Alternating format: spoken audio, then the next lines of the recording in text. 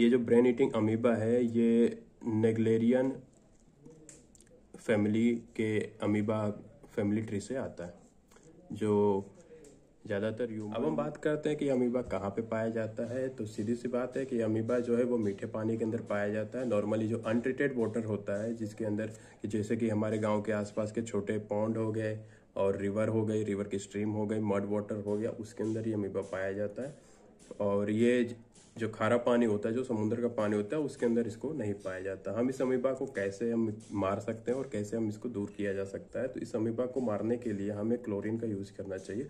Chlorine का use करके हम 8 मिनट के लिए उस पानी को छोड़ दें तो वहाँ से 99.9% अमीबा को मारा। हम बात करेंगे अब नॉर्मली ये जो अमीबा है वो हमारी बॉडी पे कैसे इन्फेक्ट करता है, किस तरीके से वो हमारी बॉडी के अंदर एंटर करता है। तो नॉर्मली जब भी ये जो अमीबा है वो फ्रेश वाटर के अंदर पाया जाता है, पॉन्ड के अंदर या तो रिवर साइड के अंदर इस अमीबा को पाया जाता है। तो जब भी हम यहाँ पे नहाने के लिए जाते हैं या कोई भी काम करने के लिए इस वाटर के टच में जाते हैं, तब ये अमीबा जो है वो उस पानी के अंदर होता है। और जो हमारे बॉडी के अंदर जब भी हम उसे इनहेल करते हैं नाक के द्वारा, तब ये अमीबा जो है वो हमारे नाक के द्वारा, मतलब कि हमारे नोज टू ब्रेन के अंदर जाता है और ब्रेन के टिश्यूज को खाना शुरू कर देता है। और जिस तरीके जैसे ही ये ब्रेन के टिश्यूज को खाना शुरू कर देगा, वैसे जो ब्रेन का जो कंट्रोलिंग फंक्शन है हमारी बॉडी के अंदर, जो अलग अलग ऑर्गन्स है जिसको वो कंट्रोल करता है, जैसे कि हमारी सांस लेना हो गया, लीवर हो गया, किडनी हो गए, उन सब के ऊपर से ब्रेन का कंट्रोल धीरे धीरे जाने लगता है। और जो ये सारे पार्ट्स हैं जो हमारी बॉडी के, वो एक बहुत ही रेयर बीमारी है, जिसकी वजह से इसके केसेस जो है पूरी दुनिया में बहुत ही कम आते हैं। एक साल के अंदर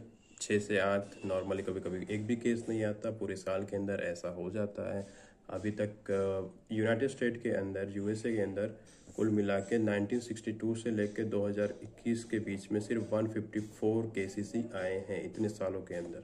और उसमें भी बहुत कम ही लोग हैं जो बच पाए। सिर्फ 4 लोग हैं जो इस इन्फेक्शन के होने के बाद, जो नोज से ये इन्फेक्शन हुआ उसके बाद भी वो बच गए। अब हम बात करते हैं ऐसे किसी केस की हम बात करते हैं जिसके अंदर ये इन्फेक्शन उस व्यक्ति को हो गया हो, फिर भी वो सर्वाइव हो गया हो। तो ऐसा भी एक केस हमें मिला है।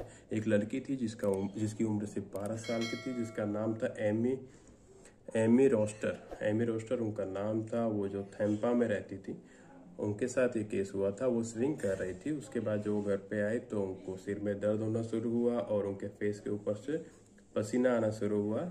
लेकिन उनको ये इन्फेक्शन हुआ था, लेकिन वो इस इन्फेक्शन से बच गई।